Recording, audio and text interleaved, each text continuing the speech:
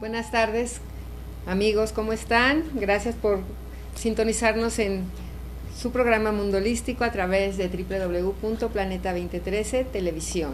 Pues ahora, ¿qué creen? Ni nada más que nada menos, voy a entrevistar al director general de Planeta 2013, fundador de Planeta 2013 Televisión y Radio.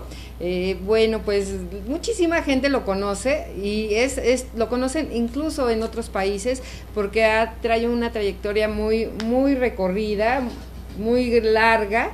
Él funda Cali México. Cali México es un grupo cultural que ya tiene muchos años, él nos va a platicar. Es cofundador de la Red de Conciencia, cofundador de la Sociedad Mexicana de Filosofía Hermética, SOMEFER, director fundador de Planeta 2013, Radio y Televisión Web, director fundador de Holística México, Centro Holístico, miembro del Consejo de Visiones, miembro de CASA, Consejo de Asentamientos Autosustentables de las Américas, miembro del Consejo de Sabiduría Ancestral, miembro del Consejo de la Comisión Nacional de Paz, miembro de la Red Iberoamericana de Luz, miembro del Consejo de la Red Mexicana de Conciencia, fundador del Premio Jacobo Greenberg a las Ciencias de Frontera, coordina el Diplomado de Psicología Transpersonal, coordina el Diplomado de Medicina Tradicional, coordinador de los encuentros de arqueostromía y calendárica, coordinador de los foros de Toltequidad Universal, coordinador de los 1400 Minutos por la Paz y comunicador, psicólogo transpersonal e investigador de tradiciones sagradas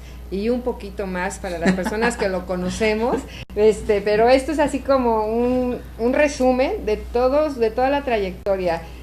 Gerardo Said, gracias por aceptar la invitación. Bienvenido a tu programa Mundolístico y a tu casa, Planeta 2013. Al revés, es un agasajo compartir los micrófonos contigo. Hemos venido trabajando de manera conjunta, tú y yo, pues ya tiene más de años, para no decir cuántos. ¿Cuántos? Pero muchos. Nos hemos conocido a través de un evento en Cali, México, precisamente uno de sus aniversarios. Muy bonito. Que siempre los recordamos el 25 y 26 de julio. Nosotros fundamos esta casa cultural en el segundo paso cenital, conforme lo dictan los usos, que también una de las fechas que se usan para conmemorar la fundación de México Tenochtitlan.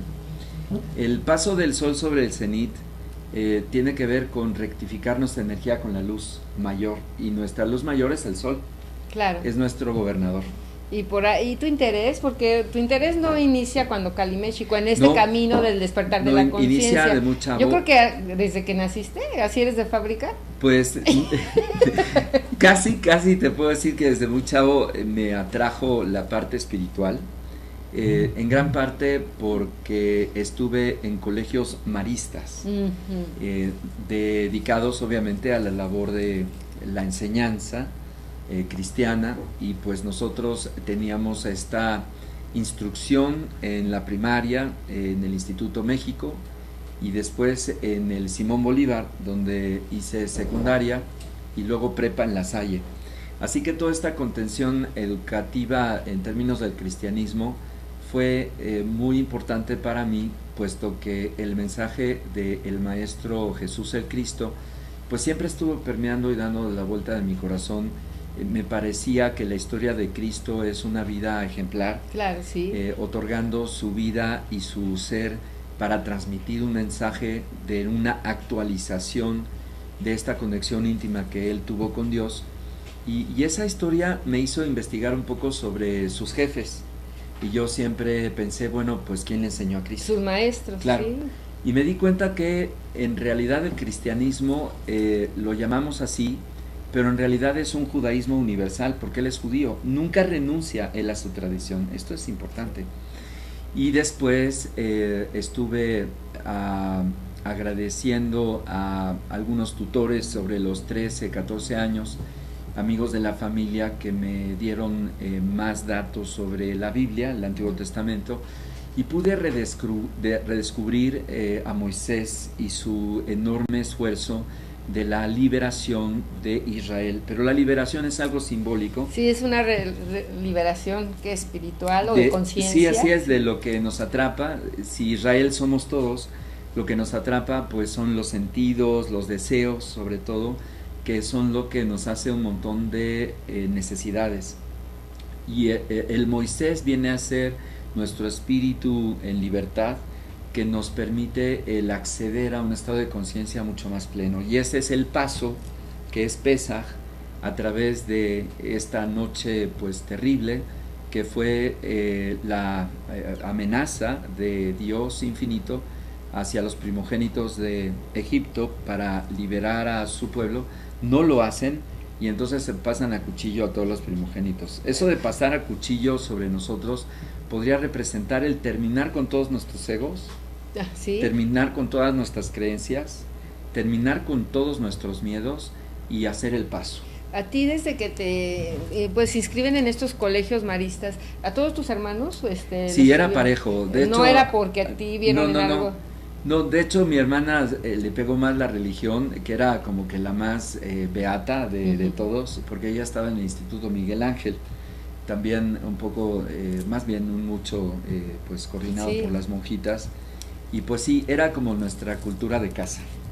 Pero después la influencia que yo considero la segunda más importante en esta etapa de los primeros años fue mi abuela, Francisca Pachita, como la curandera, la mamá de mi mamá. Y ella tenía una conexión espiritual natural con Dios. ¿De dónde era ella? De Veracruz, de hecho, de Guerrero. Ellos vinieron a la Ciudad de México y pues gente humilde, que desarrolló sus quehaceres desde temprana edad, como todos los que no tienen un tutor, un padre con recursos. Mi abuelo no le iba mal. Él fue referee del béisbol, de hecho. Ah, muy bien. Ajá, de las grandes ligas del béisbol. Todavía tiene sus fotos y también recortadas de periódico, de la Ciudad de México. Ah, él de la Ciudad de México. Él de Pachuca, Hidalgo. Y venido también a la Ciudad de México. Así que aquí se conocieron. Aquí se conocieron, se casaron, pero mi abuelo era bebedor y bohemio. Entonces, pues eso hizo que mi abuela tuviera una vida no fácil a su lado. De hecho, ella pues siempre tuvo que trabajar fuera para traer recursos y sacar a mis tíos y a mi mamá adelante, que de hecho a todos les dieron la posibilidad de tener una carrera. Y mi mamá siempre también tuvo pues mucho carisma, mucha suerte en toda su vida, también una vida ejemplar, que los honro a mis padres, todavía viven, tienen más de 80 años Dios, ¿sí? Los dos, y de todo lo locotrónico que me puse después en la adolescencia, que me entraron mis ondas raras, fue muy difícil para ellos, porque yo tuve un despertar muy fuerte desde los 13 años, y pues mi abuela me llevaba a los templos trinitarios marianos del Espíritu Santo, en los que se envió el mensaje del Tercer Testamento. Esta fue una compilación de varios personajes en toda la República que tenían esta conexión con Dios y una revelación de un mensaje. Y hubo ahí en los años 60 un personaje que se llamó Roque Rojas, que vivió por los Dinamos, que tenía todas estas características de tener esta conexión con Dios, temperaturas, una renuncia muy natural, un gran místico. Y él recibió el mensaje principal, que después fueron corroborando años después, que muchos tuvieron, y así se corroboró este mensaje de la segunda venida de Cristo a la tierra. Y tú a los 13 años ya andabas súper inquieto y con mucha información, o sea, ya desde niño, pues en lugar de otros niños, ¿no? De familias.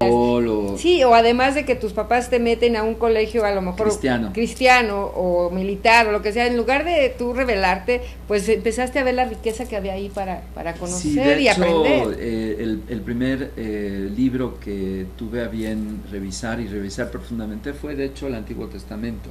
Fue con tu primer contacto así como informativo, muy completo. Sí, pero yo me agarraba desde Génesis, Levítico, Deuteronomio, así como Reyes, un libro de texto. Éxodo, sí. Y me encantaba estar en las tardes revisando los evangelios y revisando el Antiguo Testamento. Esa fue, yo creo que mi primer fundamento, el primer formato, porque a mí pues no me contaban de las historias cuando trataban de darme otro tipo de información. No tenía las referencias correctas porque sí conocía yo el texto. Cuando vino mi contacto con la parte espiritual más interesante fue a través de mi abuela, en estos templos del mediodía. Entonces eran sitios que se tenía esta mediumnidad, en donde las personas tomaban la materia, los espíritus, que en este caso mensajeros, ángeles, arcángeles, maestros, y el mensaje de Roque Rojas que se propagó por todo México en términos de prepárense, el regreso del maestro es inminente. Pero la forma como se instruyó el regreso de Cristo a la tierra no era en términos de un cuerpo, sino era en términos de una conciencia planetaria, claro, el Espíritu Santo. Y me checaba muy bien porque entonces no nos íbamos con este mensaje de poder buscar en el regreso de Cristo, cuando Él lo anunció en esta buena nueva que es el Evangelio, buscarle en carne viva con otra circunstancia como hace 2000 años, sino más bien como un estado de conciencia planetario.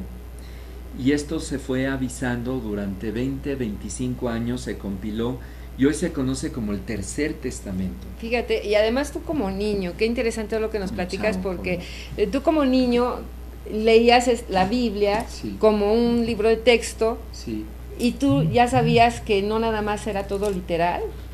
Es verdad, y yo siempre queriendo conocer más de los orígenes de los maestros, de aquel que yo considero mi maestro, que es Cristo, pues entonces me pude dar cuenta que había una línea profética que se mantenía de manera continua desde los antiguos tiempos hasta los tiempos que fueron después de que Él muere con su resurrección. El signo de la resurrección es importantísimo porque es justamente la pelea entre que sí había tenido este signo místico o no. O no, claro. Y en el momento que prueba que sí lo tiene, que es su cuerpo glorioso, que regresa con los apóstoles, que les muestra las llagas, que está en las cartas de los Hechos de los Apóstoles, varias anécdotas donde él les muestra presente, este, ¿no? Estado se hace presente, incluso María Magdalena, que le acompaña en los últimos momentos como hombre, que puede ser considerada su pareja,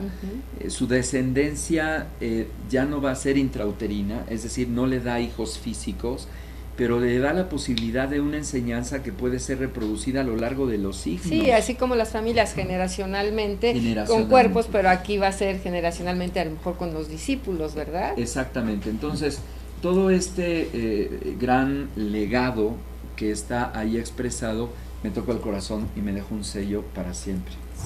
Luego viene mi abuela con esta conexión de los templos trinitarios, en donde los jueves era curación, los viernes era instrucción del Tercer Testamento y los domingos era la cátedra, en donde el personaje que cada templo, porque íbamos a varios, me acuerdo del templo de Gante, en la calle de Gante, en el primer piso, que era hasta donde yo supe uno de los primeros y más importantes. Tenía yo estas experiencias íntimas en el círculo para poder yo transmitir también el mensaje. Y estabas bien chiquito. Entonces estaba en preparación y mi abuela me llevaba, a mí me gustaba ir y pues ahí venía todo eso. Y fueron unos años increíbles. Intensos además. Los fines de semana que estábamos en la casa de mi abuela, terminábamos la comida y ella me subía a su recámara a hacer oración. Y entonces encendíamos unas ceras, colocábamos en sillas nuestro cuerpo y ella empezaba a orar y orar y orar. Y yo sentía una emoción muy linda en términos de esta oración. Estábamos ahí un par de horas y luego ya cuando todos mis primos se despedían después de la comida familiar una vez cada 2 o 3 semanas, yo bajaba ya pues muy contento en términos de haber cumplido con esta invitación. Retroalimentado espiritualmente. Nos vamos a ir a un corte. Venga. Y regresamos porque queremos saber más de Gerardo Said, pero Gerardo Said, la persona. La personalidad también obviamente atrapa, pero no se vayan, regresamos.